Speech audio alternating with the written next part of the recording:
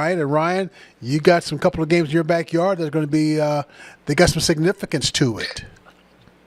No, you're absolutely right, Michael. You got a district play starting for a lot of these teams across the country. And you mentioned it, Cushing heading to Alto. That's, first district game for both of these teams. And Alto, in specifically, they hadn't made the playoffs since 2021. Obviously, had the playoff ban in 22 and 23. Came up just short last year, just short of the playoffs last year, and now have a chance to, make the playoffs for the first time since that 2021 season. They're 2-2 on the season right now. Started off 0-2, then picked up back-to-back wins these past 2 weeks. So they're, starting to get hot heading into district play, which is always a good thing. And, earlier this week when I went and talked with head coach Brock Grigsby, just about this Cushing game, obviously district opener, all district games are going to be big because that's how you make playoffs, top four. That's how is in districts. It's, Yep.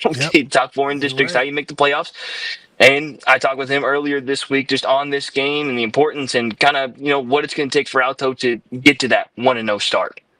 All right, well, let's take a look. Man, they've kind of overhauled some of the things they were doing offensively. They've changed some things, but man, they're really good at what they do. Really balanced rushing attack. They don't do a whole lot, but the things they do extremely well. Their kids are very physical. Anybody running the ball for them is going to run really hard. They do a really good job up front. You can tell their offensive line is very well coached. They come off the ball. They play with great effort, whistle to whistle.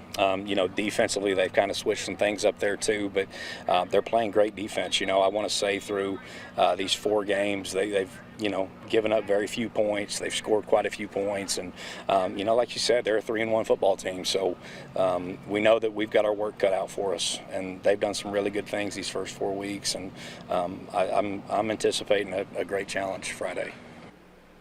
A great challenge Friday indeed. Pretty exciting for some of these matchups too. Oh, it's as Ryan said, district. This is where it gets for real. And when you get to this part of the season, Ryan, as you know, whatever you did prior to, whether it be 0-4, 2-2, 1-3, 3-1, it matters, but not like it's about to matter for the next 6 weeks. Yeah, no, you're absolutely right. And this is something that we talk about all the time on Red Zone Overtime. Check that out if you don't. It's after Red Zone on Fridays. But this is something we talk about all the time, right? Is that these non-district games, they're important. That you're working out the kinks and things like that, figuring out what works and what doesn't work, and what needs to get better at, and what to expand upon going forward. But district play is the real season. I've heard plenty of coaches call, non-district the preseason in season, and then, getting into district play, that's when the season actually starts because that's the only determinant in making the playoffs, like you said.